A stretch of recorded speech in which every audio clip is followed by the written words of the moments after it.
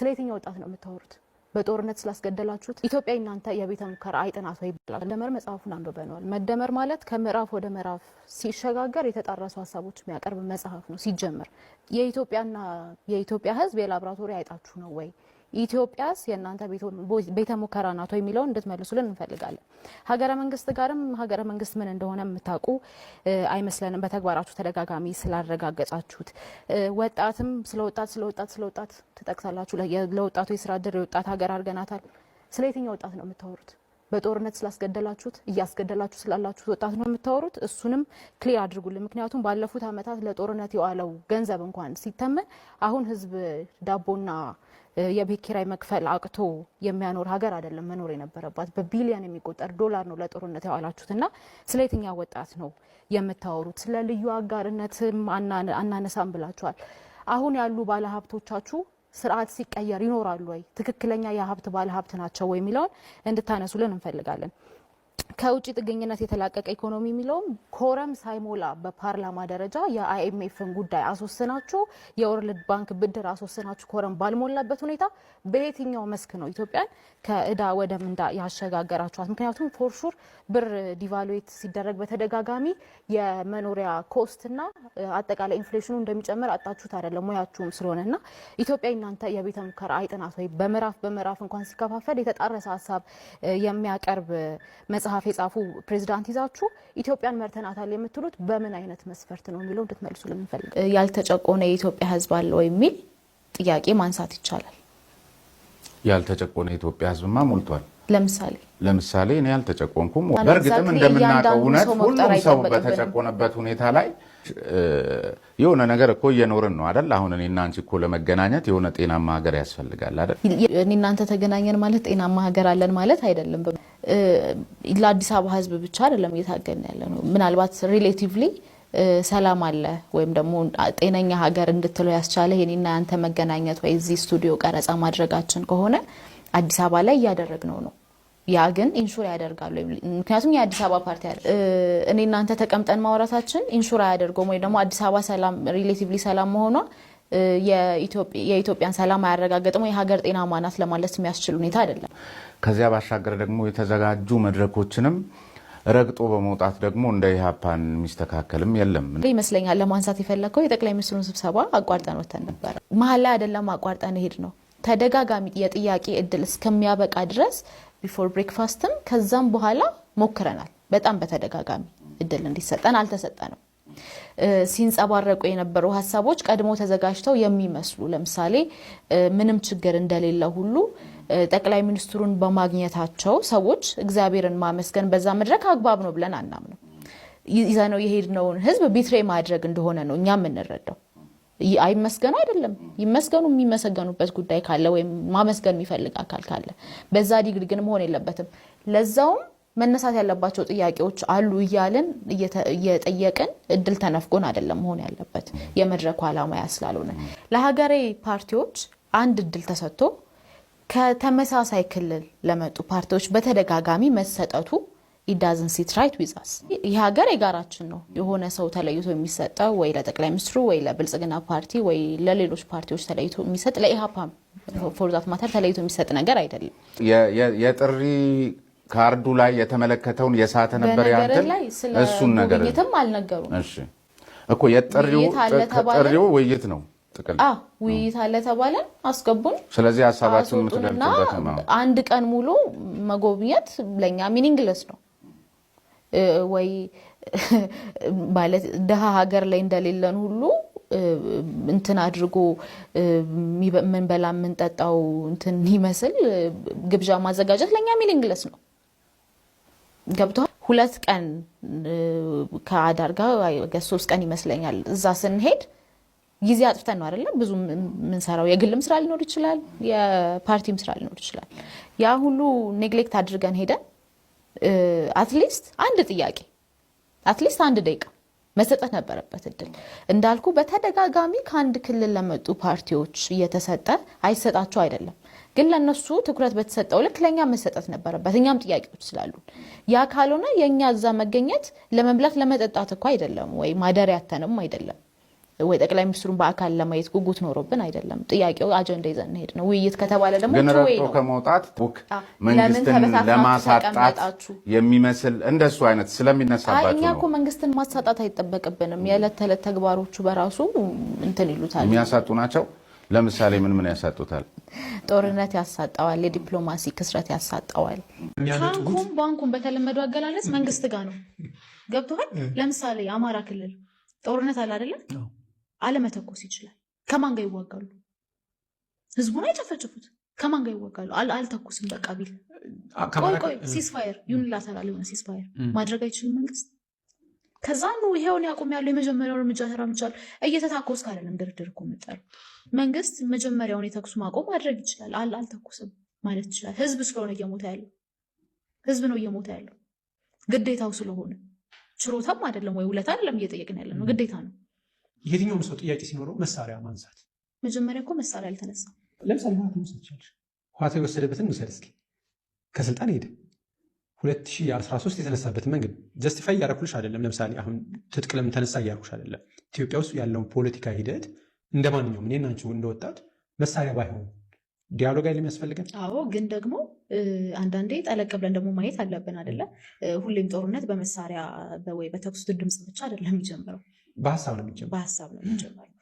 ስለዚህ አንዱን አካል ቀድመን ጥፋተኛ ከማድረጋችን በፊት ከዛ በፊት ሲነገሩ የነበሩ በተለይ አንድ ህዝብ ላይ ያነጣጠሩ ንግግሮችን፣ አንድን ህዝብ የሚያንቋሽሹ የሚያዋረዱ ንግግሮችን ማስታወስ መቻል አለብን።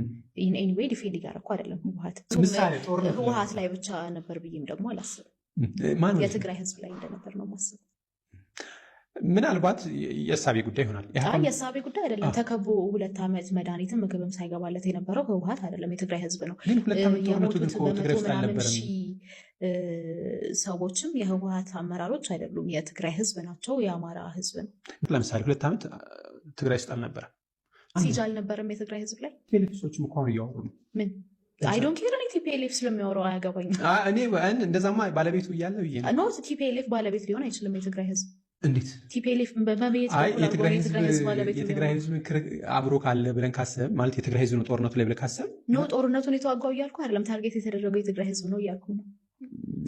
ጸጉረ ልወጥ ሲባል የነበረው የቀንጅብ ሲባል የነበረው የትግራይ ህዝብ እንጂ ህወሓት አልነበር አይደለ? የአክሱሙን እንትን ማየት እንችላለን። ታጣቂዎች አልነበረም የተገደሉት።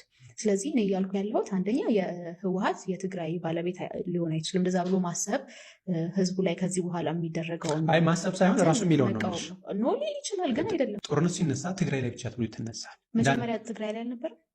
ስንት ወር ነው የተቀመጠው? ኖ አይ አዳምጠኝ። ጦርነት በተኩስ ድምፅ አይደለም የሚጀምረው ብያለሁ ነው። ግን ማህበረሰብ ጠቅላይ ሚኒስትሩን ጨምሮ ጠቅላይ ሚኒስትሩን ጨምሮ ከንቲባዋን ጨምሮ የትግራይ ህዝብ ላይ ምን ሲባል ነበረ? ሌላውን ተው።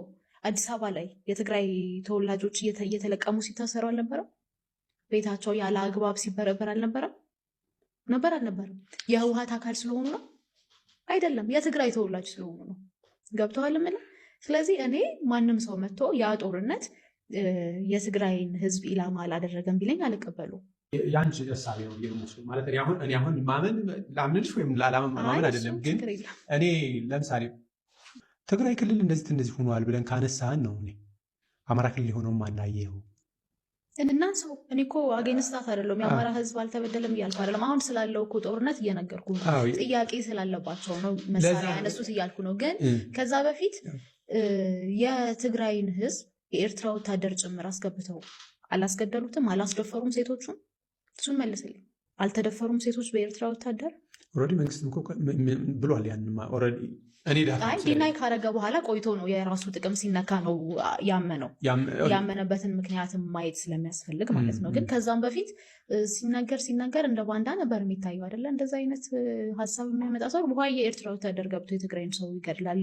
ፎርዳት ማተር ለምን የአማራንስ ህዝብ ይገላል? ገብተዋል ምል ገቨርንመንት አፍሌትድ በሆነ መንገድ የትግራይ ህዝብ ማግኘት የሚገባውን ነገር ሳያገኝ ብዙ ሰዎች ሞተዋል። ይሄን ልትክደው አትችልም። አማራ ክልል ላይ ስለዚህ ጀስቲፋይ ታደርገዋለህ? ምኑን ያነሳው? ህወሓት አንደኛ ለምሳሌ እኔ አሁን ህወሓት ስናነሳ ተከባሃል እንዲህ ልትሆን ነው አንቺም ቤለች። መጀመሪያ እኮ መከላከያ ነበር የትግራይ ህዝብ ሲደግፍ የነበሩ። በምን ማረጋጫለን? የተሰሩ ዘገቦችን ማየት ይችላል። የአይን እማኞችን ማየት ይችላል። ወይስ መንግስት ካልነገረን? መንግስት ካልነገረን እና ተሰርቶ ይሄ እነሱ የለውጥ መንግስት የሚሉት ሲመጣ ከፍተኛ ተቀባይነት የነበረው ከየትኛውም ክልል በላይ ትግራይ ክልል ላይ ነበር።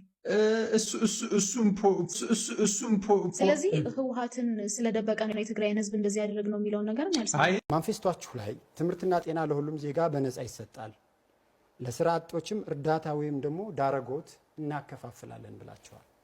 የኔ ጥያቄ አሁን ኢትዮጵያ ውስጥ አይኤልኦ ባወጣው መረጃ መሰረት ከ8 እስከ 10 ሚሊዮን ስራ ፈላጊ ዜጎች አሉ።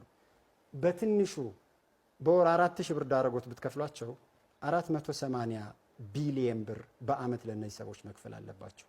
በዚህ ላይ ከ370 ቢሊዮን ብር በላይ ለመሰረታዊ ፍጆታዎች የሚሰጥ በጀት አለ። አሁን ባለው መረጃ ሁለቱ ተደምሮ 800 ቢሊዮን ይደርሳል። የዚህ ሀገር አመታዊ በጀት 1 ትሪሊየን ነው። እጃችሁ ላይ የሚቀረው 200 ቢሊየን ነው። 200 ቢሊየን ብር ይዛችሁ ለክልሎች የድጎማ በጀት ማድረግ መቻል አለባችሁ። የስራ ማስኬጃ ወጪዎች አሉባችሁ፣ ካፒታል አላችሁ። ይሄን ሀገር በ200 ቢሊየን ብር ምን ልታረጉት ነው? አሁን ላይ ያለውን ዳታ ነግረኸኛል። አሁን ላይ ስላለው ዳታ አይደለም የምናወራው። በሚቀጥለው አመት የምትረከቡት መንግስት የሚኖረው የቁጥር አቅም ወይም ደግሞ ይሄ ሎጂክ አግባብ ይሆን የነበረው ካልኩሌሽኑ አግባብ ይሆን የነበረው እያንዳንዱን የስራ አጥ አድርገን ስንደጉም ለመኖር ብናስብ ነው የሚለው ማንፌስቷችሁ። ለስራ አጦች ስራ እስኪያገኙ እንትኑ የተፈጠረው ክፍተቱ የተፈጠረው አንተ ያገኘኸው የኢሃፓ ማኒፌስቶ ነው። እኔ ያለሁት እንደ ትብብር ለኢትዮጵያ አንድነት ነው። እሺ ትብብር ለኢትዮጵያ ይሄኛውን ለስራ አጦች ዳረጎት እናደርጋለን የሚለውን ከኢሃፓ ወስዶ አይተገብረውም፣ ደግሞ ትብብር ይሄን ሐሳብ አይቀበለውም ማለት ነው። እናደርጋለን። ነገር ግን የስራ አጥ ቁጥርን መቀነስ ነው ዋነኛ አላማችን እንጂ ማንፌስቷችሁ የሚለው ስራ አጦች ስራ እስኪያገኙ ድረስ ቃል በቃል ወርሃዊ ድጎማ እኮ ስለ ኢሃፓ ነው እያወራህ ያለው ነው እያልኩ ያለሁት ዳዊት። እሺ ይሄኛው የኢሃፓ ሐሳብ ከሆነ ትብብሩ አይቀበልም ወይ? ትብብሩ የሚቀበልበትን መንገድ እያስረዳሁ ነው፣ ከኢሃፓ ነጥለህ እንድታየው ማለት ነው። ትብብሩ የሚለው የስራ አጥ ቁጥርን እንቀንሳለን፣ በጣም ራዲካል በሆነ መንገድ እንቀንሳለን። ምክንያቱም የስራ አጥ ቁጥር የጨመረባቸው ምክንያቶች አሉ። ከነዛ ምክንያቶች ውስጥ አንዱና ዋነኛው ጦርነት ነው። ጦርነቱ ካቆመ ኢንቨስትመንቶች ይጨምራሉ፣ በየክልሉ ያሉ ኢንቨስትመንቶች። ስለዚህ እንትን ነው ኢምፕራክቲካል አይደለም። ይሄ የስራ አጥ ቁጥር ጦርነት ባልነበረበት ጊዜ ከቁጥሩ መጨመር በስተቀር ጦርነት ባልነበረበት ጊዜ መረጃ ልሰጡት እችላለሁ። ኢትዮጵያ ውስጥ በአማካይ እስከ 5 እስከ 6 ሚሊዮን የሚደርስ ስራ ፈላጊ አለ። ይሄኛውን 4000 በ5 ሚሊዮን የምናባዛው ከሆነ በትንሹ እስከ 200 ቢሊዮን ዳረጎት መክፈል አለባችሁ። የቁጥር ልዩነት ነው። ጦርነቱ ቁጥሩ ማተር ያደርጋል። ስለዚህ እኔም ጥያቄ እሱ ነው እኮ ቁጥሩ ማተር ያደርጋል እያልኩ ያለሁት። እሺ በ200 መንግስት ሆነን አናቅም። መንግስት ስንሆን እኛ በምን ያህል መጠን የስራ አጥ ቁጥሩን እንቀንሳለን ከሚለው ጋር ነው ካልኩሌት ሊደረግ የሚገባው። በመጀመሪያ ደረጃ ከመንግስት ጋር ያልተገባ ትስስር በመፍጠር ራሳቸውን የሚያበለጽጉና ምናልባትም በየመሸታ ቤቱ 1 ሚሊዮን 2 ሚሊዮን ባድ ምሽት የማይከፍሉ ከበርቴዎች መፈጠር አለባቸው ብለን እናምናለን። ምክንያቱም እነዚህ አሁን የጠቀስናቸው የስርዓት ከበርቴዎች ባልተገባ ሁኔታ የሀገርን ሀብት በማካበት ከስርዓት ጋር ያልተገባ ትስስር በመፍጠር ነው እየበለጸጉ ያሉት ብለን ነው የምናምነው። በትክክለኛ መንገድ ቅድም እንደነገርኩ የነፃ ገበያ ወይም ደግሞ የገበያ መር ኢኮኖሚ ነው የምንጠቀመው። የገበያ መር ኢኮኖሚ በመጠቀም ኢንቨስተሮችን እንስባለን፣ ኢንቨስተሮች ይሳባሉ፣ ፉክክር ይኖራል፣ ትክክለኛ የሀብት ከበርቴዎች ይፈጠራሉ። ማንፌስቷችሁ ላይ በእርግጥ ይሄኛው ንባብ ከኢሃፓ ማንፌስቶ ላይ የተወሰደ ነው። ነገር ግን በጋራ የምትከተሉት ሊሆን ስለሚችል ከዛ አንጻር ነው ጥያቄውን ማነሳው። ሶሻል ዲሞክራሲ የሚቃወመው ከፍተኛ ንብረት ማካበትን እና ሰርቶ አደሮችን ከመጠን በላይ መበዝበዝን ነው ይላል። ምን ማለት ነው? ቅድም እንደጠቀስኩት በኢትዮጵያ ውስጥ አሁን ባለው ሁኔታ የሀብት ከበርቴዎች ሳይሆን የስርዓት ከበርቴዎች አሉ ብለን እናምናለን። እነዚህ የስርዓት ከበርቴዎች የተወለዱት ወይም የተፈጠሩት ደግሞ የዜጎችን ሀብት በመበዝበዝ በሙስና እንዲሁም ደግሞ ከስርዓት ጋር ያልተገባ ትስስር በመፍጠር ነው ብለን እናምናለን። ስለዚህ አሁን ባለን አረዳድ ያሉት የስርዓት ከበርቴዎች ናቸው። እነዛን የስርዓት ከበርቴዎች ደግሞ በማስቆም ወደ የሀብት ከበርቴዎችን በመፍጠር እነዛ የሀብት ከበርቴዎች ለዜጎችም የስራ ዕድል በመፍጠር ለመንግስትም ትክክለኛውን ግብር በመክፈል የሀገር እድገት ላይ አስተዋጽኦ ከበርቴውን ማስቆም ማለት እኮ ኢንቨስትመንትን ማስቆምና አይደለም። የተለያየ ከበርቴን የጠቀስኩልህ የሀብት ከበርቴና የስርዓት ከበርቴ ብያለሁ። በስንት ትከፍሉታላችሁ? ሁለት እየጠቀስኩልህ ነው። የሀብት ከበርቴ ብያለሁ፣ የስርዓት ከበርቴ ብያለሁ። ዴፊኒሽኑ ላይ መነጋገር እንችላለን። የስርዓት ከበርቴዎችና የሀብት ከበርቴዎችን በንጽጽር አስቀምጡ ብትባሉ ኢትዮጵያ ውስጥ የትኛው ይበዛል? የስርዓት ከበርቴ ይበዛል። ስለዚህ ከስርዓት ከበርቴው ላባደሩን ነው ከብዝበዛ እንታደገዋለን የምትሉት? በሚገባ። በጥቅሉ ግን ኢትዮጵያ ውስጥ የዳበረ የከበርቴ ስርዓት አለ የለም? የስርዓት ከበርቴ አለ። የዳበረ የሚለው ላይ ነው እንጂ ልዩነቱ የዳበረ የስርዓት ከበርቴ አለ። እሺ፣ ማንፌስቷችሁ ላይ ሌላ ቦታ ላይ ደግሞ በኢትዮጵያ ውስጥ የከበርቴው ስርዓት በወጉ አላደገም ትላላችሁ። እርስዎ ደግሞ የከበርቴው ስርዓት ኢትዮጵያ ውስጥ ያለው የከበርቴ ስርዓት የስርዓት የሚሆን የምንም የዳበረ ነው እያሉኝ ነው። ስፔሲፊኬሽን ይጎለዋል ማኒፌስቶ ላይ እርግጥ ነው። ነገር ግን እያልን ያለ ነው የሀብት ከበርቴዎች መፈጠር አለባቸው። የሀብት ከበርቴዎች ስንል በትክክለኛው መንገድ ለመንግስት በትክክል ግብር የሚከፍሉ ሰርተው ያገኙ ከላባደሩ ገንዘብ በመበዝበዝ ያልበለጸጉ ሰዎች መፈጠር አለባቸው። እነዛ ሰዎች ለሀገር እድገት እኩል አስተዋጽኦ ማበርከት ከዚህ በኋላ ይፈጠሩ ነው ተፈጥሯል ነው የሀብት ከበርቴዎች የሉም። በኢትዮጵያ ውስጥ በጣም በጥቂት የሚቆጠሩ ናቸው ብለን እናምናለን። ከሌሉ እናንተ ይሄ ክርክር ከተካሄደ ከ4 ወራት በኋላ ይሄ አመት ከተጠናቀቀ ከ30 ቀናት በኋላ መንግስት ትረገባላችሁ። በ4 አመት ውስጥ እንዴት ያለ ከበርቴ ፈጥራችሁ ነው ከከበርቴው ገንዘብ ከፍላችሁ ለሌላው የምታከፋፍሉ? በቅድሚያ የስርዓት ከበርቴዎች እንዳይኖሩ እናደርጋለን። ከመንግስት ጋር ያልተገባ ትስስር በመፍጠር ራሳቸውን የሚያበለጽጉና ምናልባትም በየመሸታ ቤቱ 1 ሚሊዮን 2 ሚሊዮን በአንድ ምሽት የማይከፍሉ ከበርቴዎች መፈጠር አለባቸው ብለን እናምናለን። ምክንያቱም እነዚህ አሁን የጠቀስናቸው የስርዓት ከበርቴዎች ባልተገባ ሁኔታ የሀገርን ሀብት በማካበት ከስርዓት ጋር ያልተገባ ትስስር በመፍጠር ነው እየበለጸጉ ያሉት ብለን ነው የምናምነው። በትክክለኛ መንገድ ቅድም እንደነገርኩ የነጻ ገበያ ወይም ደግሞ የገበያ መር ኢኮኖሚ ነው የምንጠቀመው። የገበያ መር ኢኮኖሚ በመጠቀም ኢንቨስተሮችን እንስባለን። ኢንቨስተሮች ይሳባሉ፣ ፉክክር ይኖራል። ትክክለኛ የሀብት ከበርቴዎች ይፈጠራሉ። ስለዚህ ይፈጠራሉ ነው እያሉኝ ያሉት? አዎ የሀብት ከበርቴዎች ምንም ይሁን ስያሜያቸው ልዩነት አለው፣ መሰረታዊ ልዩነት አለው። ምንም ይሁን ማለት አንችልም። እሺ፣ በእናንተ በኩል የሀብት ከበርቴዎች ይፈጠራሉ ነው? በሚቀጥለው 5 ወር ውስጥ የሀብት ከበርቴዎች ተፈጥረው በሚቀጥሉት 5 ወር አይደለም። እናንተ መንግስት የምትሆኑት ከ5 ወር በኋላ ነው እኮ። ከዛ ፕሮሰስ ነው። ምንም ነገር ሂደት ነው። ኦቨርናይት ነገር የለም። ከፈጠራችኋቸው ከበርቴዎች ላባደሩን ትጠብቁታላችሁ። እኛ ምን ፈጥረው የስርዓት ከበርቴ አይደለም። ላባደሩ መጠበቅ ያለበት ከስርዓት ከበርቴዎች ነው። ምክንያቱም ላይ እንደሱ አይደለም የሚለው ከከበርቴው ስርዓት ነው የሚለው። የኢሃፓን ማኒፌስቶ ነው ያገኘው። የኢሃፓ አባል ነው ጥርሶ ያወራው ያለሁት ስለ ትብብር ለኢትዮጵያ አንድነት ነው። የኢሃፓን ነው አይደለም የመጣሁት እኮ። የትብብሩ ማኒፌስቶና የኢሃፓ ማኒፌስቶ የትብብሩ የኢኮኖሚ ስሪት ከዚህ ይለያል። ሙሉ በሙሉ አንድ አይነት አይደለም። ከፍተኛ ግብር መጣል የግል ባለሀብቱን ያስራል፣ ተስፋም ያስቆርጣል፣ ኢንቨስትመንትም ያቀጭጫል። እናንተ የምትከተሉት እናንተ ገብረዋለን የምትሉት ስርዓት ይሄን የሚፈጥር ነው። የሀገርን ኢኮኖሚ እና ዜጎችን ሊቀጥር የሚችል ኢኮኖሚ እንዴት ትፈጥራላችሁ በዚህ መንገድ? ከፍተኛ ግብር በመጣል ሁኔታ ከዚህ አሁን ካለው መንግስት የበለጠ እንጥላለን የሚል እምነት የለንም። ያም አይደለም እቅዳችን። ነገር ግን ተገቢ የሆኑ ግብሮችን በመጣል ግብሩ ለተገቢው የህዝብ አላማ እንዲውል እናደርጋለን። አሁን እየተጣለ ያለውን ግብር በተመን ነው በአሰራር ነው የምትቃወሙ? በተመንም በአሰራር። ተመኑን ታሻሽሉታላችሁ? አዎ። ከምን ወደ ምን? አሁን ያሉት በተለይ ደግሞ በመሰረታዊ አቅርቦቶች ላይ ያለው እንዲሁም ደግሞ አንዳንድ ግብር ሊጣልባቸው የማይገቡ ጉዳዮች አሉ። የተጋነነ ግብርም ለምሳሌ ከሰራተኞች የሚሰበሰብ ግብር የተጋነነ እንደሆነ እናምናለን። ከሲቪል ሰርቫንቱ ሙሉ በሙሉ ወይም ደግሞ ግብር የመሰብሰብ ፍላጎት አይኖረንም። ያም እንኳን ማሳካት ባንችል በጣም ዝቅተኛ ግብር ነው ምንጥለው። ስለዚህ በተመንም በአሰራርም በኩል አሁን ያለውን ሁኔታ አንከተልም። ግብር የምትቀንሱ ከሆነ የሀገር ውስጥ ገቢ ይቀንሳል። የሀገር ውስጥ ገቢ የሚቀንስ ከሆነ የልማት ጥያቄዎችን፣ የካፒታል በጀት፣ የክልሎች ድጎማ በጀትን፣ የዘላቂ ልማት ማስፈጸሚያ ግቦች ከየት ልታገኙ ነው? ግብር ስትቀንሱ ገቢያችሁ ይቀንሳል። የሀገር ውስጥ ገቢ የሚገኘው ከግብር ብቻ አይደለም። ኢትዮጵያን ካለማወቅ ምናልባት የመነጨ ጥያቄ ይመስለኛል። ምክንያቱም አሁን እኮ ለጦርነት እንኳን የሚውሉ በጣም ብዙ ቢሊዮን ዶላሮች እያየን ነው። ስለዚህ መንግስት የሀገር ውስጥ ገቢ ከምንድን ነው የሚገኘው? ከምንድን ነው እናንተ